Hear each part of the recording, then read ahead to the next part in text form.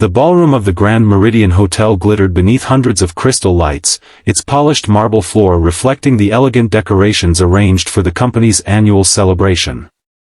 Executives, investors, department heads, and invited guests moved through the room with champagne glasses and quiet confidence. At the center of it all stood Daniel Carter, a 38-year-old single father wearing a perfectly tailored navy suit. To most people in the room, he looked like another successful executive. But almost nobody knew the truth. Daniel was the founder and majority owner of Carter Global Holdings, a company valued at more than $20 billion. He had deliberately kept his identity private for years. He wanted his employees to judge him by his work, not his wealth. Tonight, however, he had come to celebrate the people who had helped build the company. His 8-year-old daughter, Emma, stood beside him. She wore a simple blue dress, white sneakers, and a small silver hair clip. Her dark brown hair was tied into 2 neat braids. She held her father's hand tightly. "Daddy," she whispered, looking around the enormous ballroom, "is this really your company party?" Daniel smiled. "Not just mine. Everyone here helped build it." Emma looked impressed. "Do they know you're the boss?" Daniel chuckled softly. "Some do." He didn't tell her that most of the executives in the room didn't know what he looked like. For years, Daniel had operated through a private holding structure and allowed the company's public leadership team to handle most events. Tonight was different. The board had finally convinced him to attend the annual celebration in person. Unfortunately, Daniel's arrival had already attracted attention. Not because anyone knew he owned the company. Because of the woman standing nearby. Victoria Lane, the company's senior events director, was moving through the ballroom with a tablet in her hand. She was 35, elegant, confident, and accustomed to controlling every detail. Victoria noticed Daniel and Emma near the entrance. Her expression immediately changed. She approached them with a polite smile that didn't quite reach her eyes. "Excuse me," she said. "Are you with one of the vendors?" Daniel looked at her. "No." Victoria glanced at Emma. "Family guest?" "My daughter." Victoria's smile tightened. "And your invitation?" Daniel reached into his jacket and showed her the invitation. She studied it. "Interesting." Daniel raised an eyebrow. "Is there a problem?" "No problem." She handed it back. Then she looked at his suit. "You might want to stay toward the back tonight.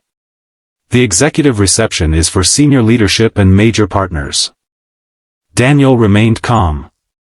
"I understand." Victoria walked away. Emma looked up. "Daddy," she was rude. Daniel squeezed her hand. "Sometimes people are having a difficult day. But she was looking at you like you didn't belong." Daniel smiled. "Then we'll just enjoy ourselves." They walked farther into the ballroom. For the next 30 minutes, Daniel spoke with employees. He shook hands with engineers. He thanked administrative assistants.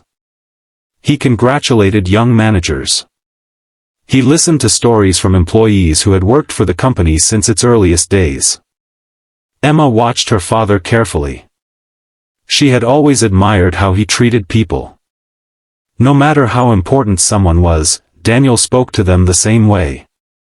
Eventually, he stepped away to get Emma some sparkling water. That's when Victoria returned. She was accompanied by several executives. Among them was Richard Hale, the company's regional operations director. Richard laughed when he saw Daniel. "Victoria, is this the guest you mentioned?" Victoria nodded. "Apparently." Daniel heard them. He turned. Richard looked him over. "So, what department are you with?" Daniel smiled. "Corporate." Richard laughed. "Corporate what?" Daniel decided not to explain. Strategy. Victoria exchanged a glance with Richard. "Oh," she said. "Strategy." There was something mocking in her voice. Emma stepped closer to her father. Victoria noticed. "Your daughter?" "Yes." "Cute." Then she smiled. "But this is a professional celebration. Children aren't usually included in this part of the evening." Daniel looked at the invitation. She was invited. Victoria shrugged. "Technically, yes. But some areas are restricted." Daniel didn't argue. He simply took Emma's hand. "Come on." As they walked away, Richard whispered something to Victoria. She laughed. Daniel didn't hear the words. He didn't need to. The tone told him enough. Later, the company president, Marcus Reed, took the stage. The ballroom became quiet. "Ladies and gentlemen," Marcus announced, "tonight we celebrate another record-breaking year." The audience applauded. Daniel stood near the back with Emma. Marcus continued. "Our company crossed a historic valuation milestone this year." The giant screen behind him displayed the number. $20 billion. The room erupted in applause. Emma stared at the screen. "Daddy." Daniel smiled. "What?" $20 billion. He laughed. "That's a big number. Is that why everyone is celebrating?" "Partly." Emma looked at him suspiciously. "You're smiling." "I smile sometimes." "You're doing your secret smile." Daniel laughed again. Before he could answer, Victoria appeared beside them. She had overheard Emma. $20 billion, Victoria repeated. Then she looked at Daniel. "You seem amused." Daniel shook his head. "I'm proud." Victoria smiled. "Of course." She turned to a nearby executive. "Some people really enjoy pretending they're important." Daniel heard her. So did Emma. The little girl looked hurt. "Daddy." Daniel crouched beside her. "It's okay." Victoria watched them. Then she made a decision that would change the entire evening. She leaned toward Richard. "Let's make this fun." Richard smiled. A few minutes later, Victoria walked onto the stage. She tapped the microphone. "Everyone, before we continue, we have a little tradition." The audience turned toward her. "We're going to recognize some of the people who make our celebration special." The screen changed. Photos of employees appeared. Everyone applauded. Then Victoria smiled. "And sometimes, we have guests who deserve a little attention too." Daniel's expression changed. Emma squeezed his hand. Victoria pointed toward him. "Why don't we invite our mysterious corporate guest to the stage?" People looked around. Daniel knew exactly what she was doing. He could have refused. But he didn't want to create a scene. So he walked toward the stage. Emma remained beside him. Victoria smiled. "Tell everyone your name." "Daniel Carter." A strange silence passed through the ballroom. Daniel noticed Marcus suddenly freeze. Richard's smile disappeared. Victoria, however, continued. "And what exactly do you do for Carter Global?" Daniel looked at the crowd. "I build things." Victoria laughed. "That's vague." Someone in the audience chuckled. She continued. "Are you an executive?" Daniel paused. "Yes." "What level?" Daniel looked at Marcus. Marcus looked terrified. Daniel finally said. "Top level." The crowd laughed. Victoria smiled triumphantly. See? We have a comedian. Emma frowned. That isn't funny. The ballroom became quieter. Victoria looked down at her. Sweetheart, adults are talking. Daniel's face hardened. Don't speak to my daughter that way. Victoria rolled her eyes. Relax. We're having fun. Richard stepped closer. Come on, Daniel. Don't be so serious. Daniel looked at him. You should probably stop. Richard laughed. Stop what? Assuming you know who you're talking to. Marcus suddenly walked toward the microphone. That's enough. Everyone turned. Victoria looked confused. Marcus? Marcus ignored her. He walked directly to Daniel. Then he stopped in front of him. Mr. Carter. The ballroom fell completely silent. Victoria's face changed. Richard stared. Daniel nodded. Marcus. Marcus turned toward the audience. Ladies and gentlemen, I believe there has been a misunderstanding. Victoria whispered. What misunderstanding? Marcus looked at her. The man you've been mocking for the last 20 minutes is not a guest. He paused. He is not a vendor. Another pause. He is not a junior employee. Marcus took a breath. He is the founder and majority owner of Carter Global Holdings. Nobody moved. The room seemed to stop breathing. Victoria's face went pale. Richard stared at Daniel. Emma looked at her father. Daddy. Daniel gently took her hand. Marcus continued. The company whose $20 billion valuation we're celebrating tonight exists because of him. A wave of shocked whispers moved through the ballroom. Victoria looked at Daniel. Her confidence disappeared. But Daniel calmly stepped toward the microphone. I didn't plan to announce myself tonight. He looked around the room. I came here to celebrate everyone else. His voice remained steady. I wanted to stand among my employees without anyone treating me differently because of my position. He glanced toward Victoria. And tonight reminded me why. Victoria swallowed. Mr. Carter, I didn't know. Daniel nodded. I know. I would never have. Daniel interrupted gently. You did. She lowered her eyes. Richard tried to step forward. Mr. Carter, I apologize. Daniel looked at him. For what? Richard hesitated.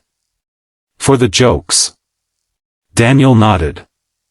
Apology accepted. Richard looked relieved.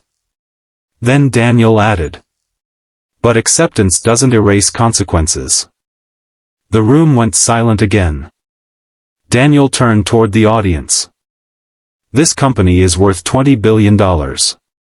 He gestured toward the screen.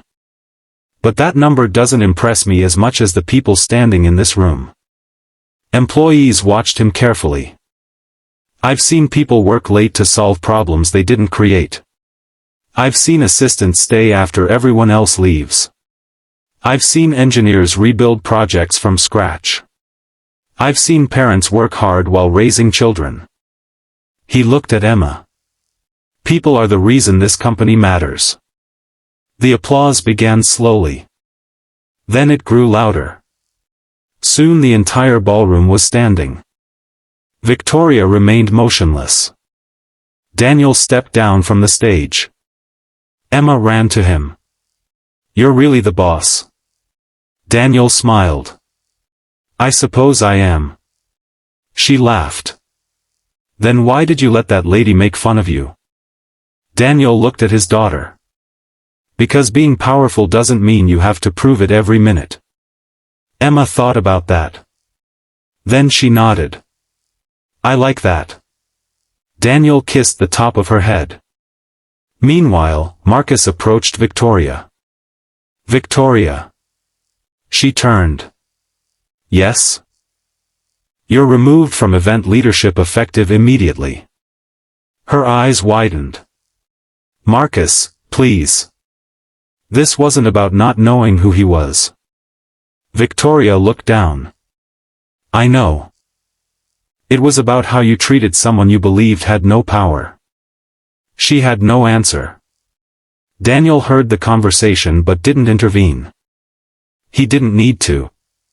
The lesson had already been delivered. Later that night, Daniel returned to his table. An elderly engineer named Samuel approached him. Mr. Carter. Daniel smiled. Please, call me Daniel. Samuel laughed. After tonight? I think I'll need some time. Daniel laughed. Samuel shook his head. You know what I remember about you? Daniel raised an eyebrow. What? 20 years ago, you stayed in the office until 2 in the morning helping me fix a failed prototype. Daniel smiled. You remember that? I remember everything. Samuel looked around the ballroom. You haven't changed. Daniel glanced at Emma. I hope not. Emma climbed onto the chair beside him. Daddy? Yes? Can we go home now? Daniel smiled. Absolutely. As they walked toward the exit, Emma looked back at the giant screen displaying the company's $20 billion valuation. Then she looked at her father. You don't look like $20 billion. Daniel laughed. What does $20 billion look like? She thought for a moment. Maybe a giant robot. Daniel burst out laughing. Well, I'm definitely not a giant robot. They walked through the hotel doors together. Outside, the city lights reflected across the pavement. Daniel held his daughter's hand. Behind them, inside the ballroom, hundreds of employees were still talking about what had happened. But Daniel wasn't thinking about the humiliation. He wasn't thinking about Victoria. He wasn't even thinking about the $20 billion company. He was thinking about Emma. Because that night had taught her something more valuable than money. Power wasn't about making other people feel small. Real power was having every reason to retaliate, and choosing dignity instead. Daniel opened the car door for his daughter. Emma climbed inside. Before he closed the door, she looked at him. Daddy? Yes? I'm proud of you. Daniel smiled. I'm proud of you too. He closed the door. Then he walked around to the driver's side. The billionaire founder of a $20 billion company drove home like any ordinary father. And for Daniel Carter, that was exactly the point.